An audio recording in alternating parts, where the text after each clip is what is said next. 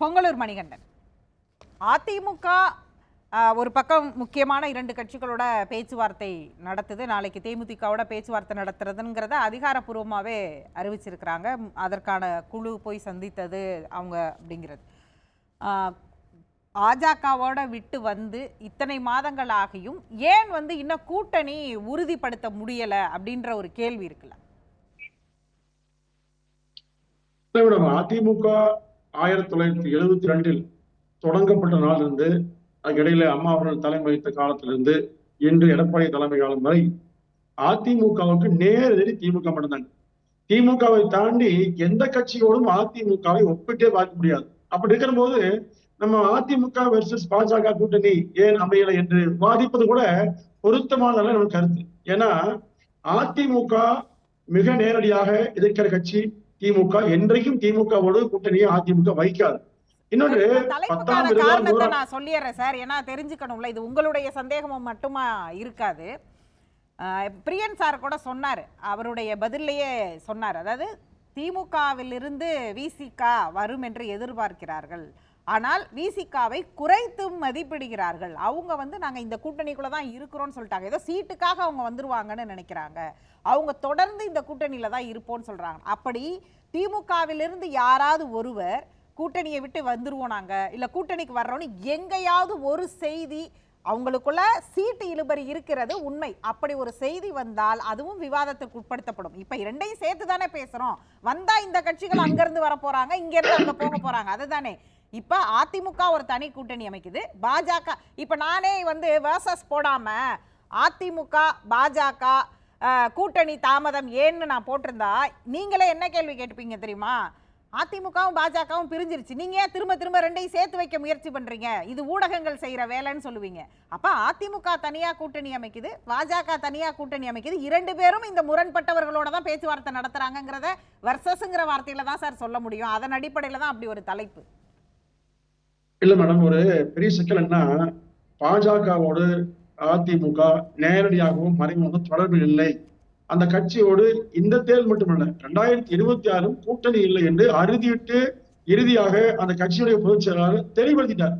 அதற்கு பிறகு வாய்ப்பு இருக்கிறது இல்ல சரி மேடம், வாய்ப்பு இருக்கிறது என்று வதந்தியை பரப்பி அதிமுகவை தனிமைப்படுத்துகிற முயற்சி திமுக தான் பண்ணுதுங்க. ஒண்ணு இல்ல, ஏற்கனவே பேசணும், அதிமுகவுடைய முக்கிய தளபதி அண்ணன் எஸ்பி வேலுமணி அவரே பாஜகவுக்கு போறார் என்று ஒரு செய்தி பரப்புதே திமுக தான். அப்ப என்ன நோக்கம்ங்க? அதாவது அதிமுகவிலிருந்து தலைவர்கள் வெளியேறாங்க, கூட்டணிக்கு யாரும் வரல, பாஜகவோடு மறைமுகமாக தொடர்பு இருக்கிறது. இப்படி சொல்லி யாருக்கான செய்தி என்றால் அதிமுகவை வீழ்த்துவதற்கான திமுக திட்டமிடுகிறது. அது மட்டுமல்ல காரணங்க, சிறுபான்மை வாக்களை ஒட்டுமொத்தமாக குத்தகைக்கு எடுத்துக் கொண்டதாக அதிமுக இதுவரை செய்திருந்த நாடகம் இப்பொழுது அம்பலப்பட்டுங்க. சிறுபான்மை மக்களுக்கு அளிக்கப்பட்ட எந்த வாக்குறுதியும் நடக்கல. இப்போ பல விஷயங்களை பிரியன் சார் சொன்னாரு, அவங்க நிறைவேற்றல சார், அவங்க திமுக நிறைவேற்றல. அப்ப திமுக நிறைவேற்றலன்னா எத்தனை சிறுபான்மையினர் கட்சிகள் அதிமுகவோடையோ இல்ல பாஜக, நான் பாஜகவை கூட விட்டுறேன், நான் தனித்து அவங்க தரப்புல கேட்டுக்கலாம், அதிமுகவோட கூட்டணிக்கு வந்திருக்கிறாங்க அப்படின்னு ஒரு கேள்வி இருக்குல்ல மேடம். ஏற்கனவே ஒரு சங்கடத்தை உணர்ந்து கொள்ளுங்க. அதாவது திமுக இருக்கிற கூட்டணி கட்சிகள் மதிமுக, கொங்கு கட்சி, இன்னும் சில கட்சி எல்லாருமே, விசிகா, இன்னும் ஒரு எம்பி, எல்லாருமே உதயசூரில் நின்று வெற்றி பெற்றவர்கள். அவர்கள் வெளியேறினால் பதவியை விட்டு விலக வேண்டுங்க. இப்ப நீங்க குறிப்பிடுறது சிறுபான்மை என்கிற பெயரில் வச்சுக்கிற கட்சி மட்டும் சொல்லல, எஸ்டிபி இருக்குது, இன்னும் நிறைய இடத்துல அதிமுக ஆதரவு பண்றாங்க. நீங்க கட்சிகள் மட்டுமல்ல, கட்சிகள் அங்க இருக்கலாங்க, அந்த சிறுபான்மை மக்கள் அதிமுக ஆதரிப்பாங்க. வெறும் கட்சி மட்டும் 2011 தேர்தலில் புரட்சித் அம்மாவை நான் சந்திச்சு போகுது. இதே கொங்கு கட்சிகள் திமுக இணைந்து கொண்டு 7 சீட் பெற்றாங்க. அப்ப அம்மா சொன்னாங்க, கலங்காதீங்க, தலைவர்கள் அங்க இருக்காங்க, கொங்கு மக்கள் நம்மோடு சொன்னாங்க. அதே மாதிரிதான் சிறுபான்மை மக்கள் நம்மோடு இருக்காங்கன்னு அதிமுக நம்புது, உண்மையும் கூட. இப்ப திமுக என்ன பிரச்சனைனா பாருங்க, இப்ப அயலக அணின்னு ஒன்று ஆரம்பிச்சு உலகம் முழுவதும் இன்னைக்கு போதைப் பொருளை கடத்தி பல்லாயிரம் கோடியை அதிமுக எதிரான அதாவது அதிமுக கூட்டணிக்கு வந்தா அதிக இடங்கள் கிடைக்க பெறும் அப்படின்னு முன்னாள் அமைச்சர் ஜெயக்குமார் சொல்கிறார். விடுதலை சிறுத்தைகள் கட்சியுடைய சட்டமன்ற உறுப்பினர் ஷானவாஸ், இன்னும் சொல்ல போனால் அவங்க தேர்தல் குழுவுக்குன்னு போட்டிருக்க தலைவரும் கூட, அவர் என்ன சொல்றாரு, அவங்க வேணா எங்க கிட்ட பேசியிருக்கலாங்க, நாங்க அவர்கள்ட்ட பேச தயாராக இல்லை, நாங்கள் கதவையும் திறந்து வைத்தில்லை, ஜன்னலையும் திறந்து வைத்தில்லைன்னு சொல்றாரு. அவங்களுடைய தலைவர் இன்னைக்கு என்ன சொல்றாரு? நாங்க எங்களை அழைச்சதுக்கு நன்றி, இன்னும் அவர்கள் ஒரு படி மேலே போய் எங்களை அழைத்ததற்கு நன்றி, ஆனால் நாங்கள் அவர்களுடன் கூட்டணிக்கு போக தயாரில்லைன்னு சொல்றாங்க. அப்ப அதை எப்படி எடுத்துக்கொள்வது? மேடம் அதாவதுங்க 2011 இதே திமுக தலைவர் கருணாநிதி அவர்கள் பழம் நழுவி பாலில் விழும் சொல்லி நம்பி சொன்னார் இல்லைங்களா? பிறகு பாலாய் போதும் பேசினார். அரசியல் அப்படி இல்லைங்க. ஏற்கனவே அம்மா அவர்களை மிக கடுமையாக எதிர்த்து அரசியல் செய்த திரு வைகோ, ஐயா ராமதாஸ், இன்னும் மற்ற கட்சிகள் எல்லாமே, வாழப்பார் ராமோதி, சுப்பிரமணியசாமி எல்லோருமே 98 அம்மாவோடு இணைந்தே அணி அமைச்சாங்க. இதுல எதிரி நண்பன் பார்க்க வேண்டியது இல்ல. நீங்க சொன்னீங்க சித்தாந்தம் எல்லாம் இங்க பொய்யுங்க. சிக்கல் தான் முக்கியம். திமுகவை அகற்ற வேண்டும், திமுக செய்கிற மக்கள் விரோத செயல்களை நாம் அப்புறப்படுத்த வேண்டும், மற்றவர்கள் செய்யலாம் கண்டுகொள்ளக்கூடாது என்று திமுக கட்சியை விரும்புறாங்க. ஆனால் அவர்களுக்கு தடையாக சில காரணங்கள் இருக்கு, அது மறுக்க முடியாது.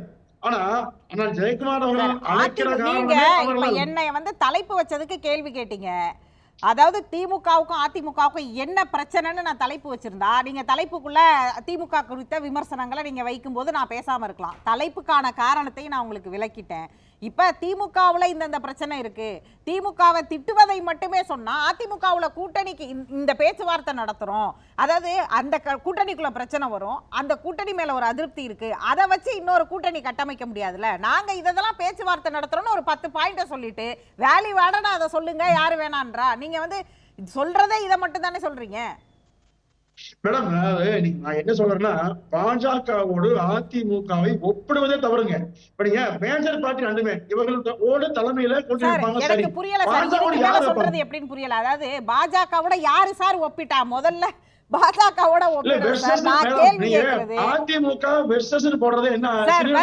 போடாம அப்புறம் எப்படி சார் போடுறது? எனக்கு அதுக்கு மொழி புரியல.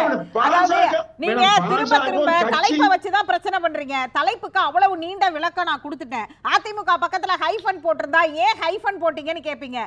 ஒரு பத்திரிகை துறையில இருக்கிறவங்களுக்கு, விவாதத்தை நடத்துபவர்களுக்கு தலைப்பையில என்ன வார்த்தை பயன்படுத்தினா என்ன மாதிரி ரிஃப்ளெக்ஷன் வரும், அது எப்படி பேக் ஃபயர் ஆகும்னு இங்க உட்கார்ந்துருக்க எங்களுக்கு தெரியாமையா சார் வைப்போம்? அப்ப ஹைஃபன் போட்டுட்டா எங்க ரெண்டு பேரும் சேர்த்து கூட போறீங்களா? நீங்க கேப்பீங்களா கேட்க மாட்டீங்களா? நான் அதிமுகவோட கூட்டணின்னு கேட்டா வர்சஸ்க்கு வந்துடுறீங்க. மேடம் நீங்க கொடுத்த விளக்கத்தை நான் ஏத்துக்கிறேன். ஆனா உங்க தலைமை பார்த்து மக்கள் நினைப்பாங்க பாஜக அதிமுக ஒன்றுமா நினைப்பாங்க. அது ரெண்டு பேரும் சேர்த்து வச்சோம்னும் பேசுறீங்க, ரெண்டு பேரும் எதிரெதிர் துருவமா இருக்கீங்கன்னு பேசுறீங்க. நீங்க பாஜகவோடு அதிமுக எங்கேயும் எப்போதும் ஒப்பிடவே இல்ல சார், ஒப்பிடவே இல்ல. ரெண்டு கட்சியும் கூட்டணியை சொன்னா நாங்க அதுக்கு தனித்தனியா ஒரு காலம் போட்டுட்டு போக போறோம். ரெண்டு பேரும் கூட்டணி பேச்சுவார்த்தை நடத்திக்கிட்டு இருக்கீங்க. ஒரு ஹைஃபனை வர்சஸை நீங்க அரசியலாக்கிட்டே இருந்தீங்கன்னா, அதாவது நீங்க உங்க கூட்டணி குறித்து பேச விரும்பல, தலைப்பை பத்தி பேசிட்டு 10 நிமிஷம் கடந்துடலாம்னு பார்க்கறீங்களா? இல்ல மேடம், இல்ல நீங்க ஒண்ணு இல்ல. திமுக மதிமுக விடுதலை சிறுத்தைகள் இன்னும் சில கட்சிகள் எல்லாம் கூட்டணி பிரச்சனை இருக்குங்க. அதாவது எப்ப வேணாலும் எது வேணாலும் நடக்கலாம். அரசியல நிரந்தரமா இப்படித்தான் தீர்மானிக்க முடியாதுங்க. இந்த நிலையில் நீங்க திமுக வெர்சஸ் அதிமுக கூட்டணி குழப்பம் சொல்லி கலந்து பேச தப்பு சொல்ல. ஆனா மொத்தமா பாஜகவோடு ஒப்பிட்டு பேசுவதை தொண்டர்கள், தமிழ்நாட்டு மக்கள் நிச்சயமா தெரிஞ்ச யாருமே இது அதிமுகவையும் பாஜகவையும் ஒப்பிடுறாங்கிற கணக்குல எடுத்துக்க மாட்டாங்க சார்.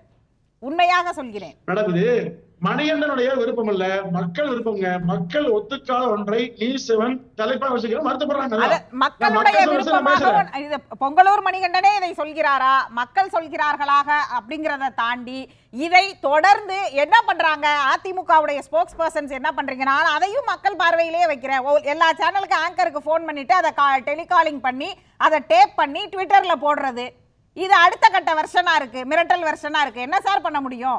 என்ன தலைப்பு வச்சாலும் குறை சொன்னா என்ன சார் பண்ண முடியும்? நீங்க உள்ள கட்சி மீதான விசுவாசம் இருக்குங்க. தன் கட்சிக்கு இழிவு கட்சி மீதான விசுவாசம் இருக்கு. பத்திரிகை துறையை பார்க்காம எல்லாத்துக்கும் சாயம் பூசுறதுக்கு என்ன சார் பண்ண முடியும்? மேடம் நான் மறுக்க, நீங்க தலைப்பிக்கிறது விருப்பம், அதே புறக்கணிப்பு அதிமுக விருப்பம். அதிமுக பொறுத்தவரைன்னு சொன்னா நிச்சயம் வரமாட்டாங்க. அதிமுக புறக்கணிச்சிட்டாங்களே, உங்களுடைய பார்வையை ஆதரவாளரா சொல்லுங்க. இல்ல எனக்கு என்ன மேடம், நான் அதிமுக கூட்டணி வலிமையாகும் வலுவமைங்க, எந்த பிரச்சனையும் இல்லை.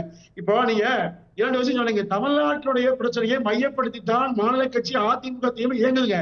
மோடியை மையப்படுத்தி அவசியம் திமுக ஏன் வருதுன்னு சொன்னா, சிறுபான்மை வாக்குங்கிற ஒன்றை தவிர நோக்கமே இல்லை.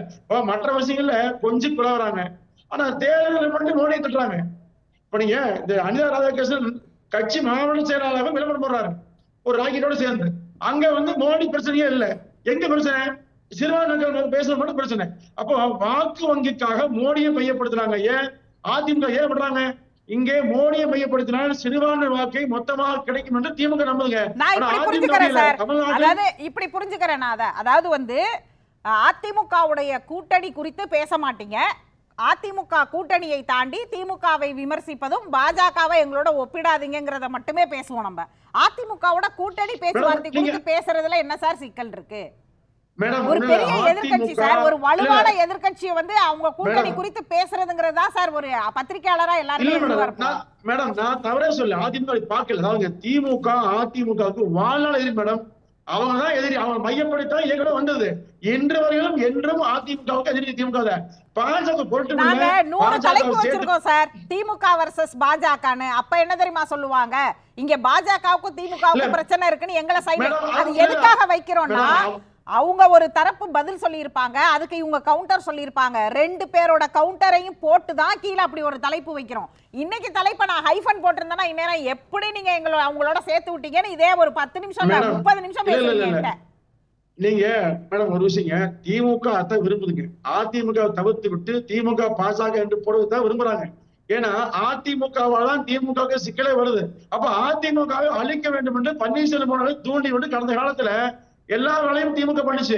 இப்போ அதிமுகவுக்கு தலைமை தாங்கி எடப்பாடியார் மூலமாக சரி சார், நீங்க இவ்வளவு தூரம் நான் வர்சஸ் போட்டதுக்கு கேள்வி எழுப்பினதுனால இந்த கேள்வியும் உங்கள் மூலமாவே நான் வைக்கிறேன். அது நீங்க உங்கள்ட்ட மக்கள் தானே சொன்னாங்க, அந்த மக்கள் யாரோ அந்த மக்களுக்கே நான் வைக்கிறேன் அந்த கேள்வி. அது எந்த மக்கள்னு தெரியல, ஆனாலும் அந்த கேள்வியை நான் வைக்கிறேன். என்ன கேள்வினா, ஓபிஎஸ்ஐ திமுக தூண்டி விட்டதாக தொடர்ந்து இங்கே சொல்லி கொண்டிருக்கிறீர்கள். ஓபிஎஸ்க்கு திமுக அணியில இருக்கிறாரு, பாஜகவோட தானே இருக்கிறாரு. பாஜக தானே இந்த நிமிடம் வரைக்கும் நான் அந்த கூட்டணியில இருக்கேன்னு தானே அவர் பேசுகிறார். பாஜக கூட பேசல, அவர் பேசுகிறார்.